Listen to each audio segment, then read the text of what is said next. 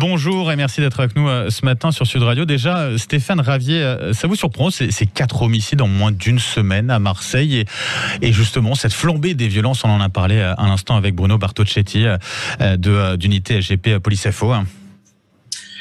La vérité, c'est que ça ne surprend plus personne, que ce soit la hiérarchie policière ou les Marseillais en général.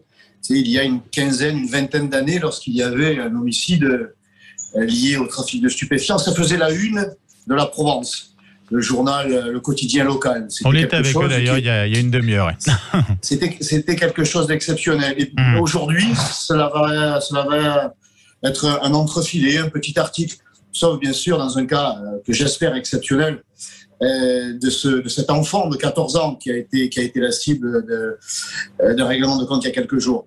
Mais donc on finit pas par s'y habituer, mais tout le monde s'y attend au prochain parce que ce trafic a basculé dans l'ultra-violence immédiate, sans aucun code, sans aucun règlement. On va régler son compte pour non pas détenir le monopole du trafic sur une cité, mais simplement sur l'entrée d'un immeuble. On s'entretue pour pas grand-chose à Marseille parce que nous avons affaire à des gens qui sont animés d'une véritable sauvagerie, ne reculent devant rien.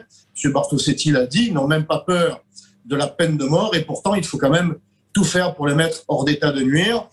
J'ai entendu plusieurs solutions que vous présentez dans votre sondage. Est-ce qu'on doit mettre l'accent sur les parents, sur l'éducation nationale, l'État, la justice, la police? C'est sur l'ensemble de ces mesures qu'il faut mettre l'accent.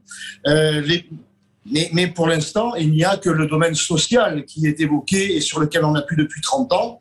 Or, on voit bien que ça n'a aucune espèce de conséquence positive parce que les parents, eux, beaucoup trop souvent démissionnent, parce que la police n'a pas assez de moyens, M. Bartocchetti l'a dit, et la justice est soit laxiste, soit n'a pas les moyens non plus, parce qu'il y a des condamnations qui sont prononcées, mais elles ne sont pas exécutées parce qu'on manque de place en prison et où on se refuse d'expulser les délinquants étrangers lorsqu'ils ont purgé leur peine. Donc il y a toute la chaîne de la sécurité qui est à reprendre dans ce domaine.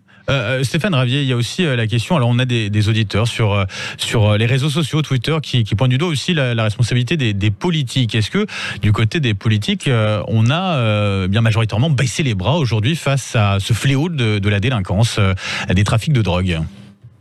On a commencé par détourner le regard il y a une vingtaine d'années, ou en tout cas avoir des yeux de chimère. Il s'agissait d'un problème social.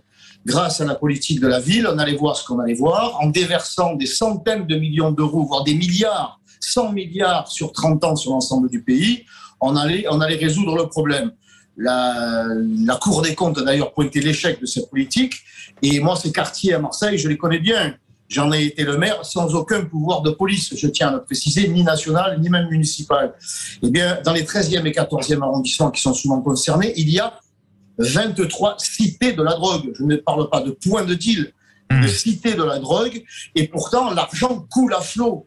Donc les politiques se sont contentés d'une vision sociale, sans vouloir y mettre les moyens policiers et encore moins de justice. Les deux derniers, il y a eu 3 règlements de compte.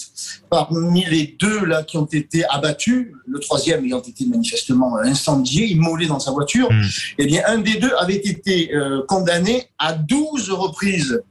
12 reprises.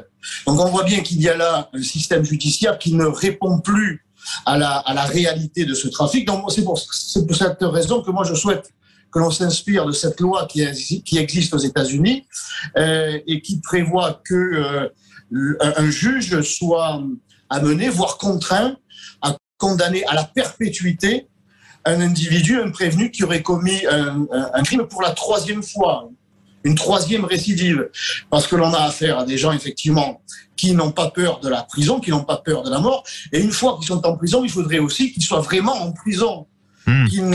Qu'on ne leur permette plus d'utiliser des téléphones ou de gérer le trafic de la prison, parce que c'est ce qui se passe aussi.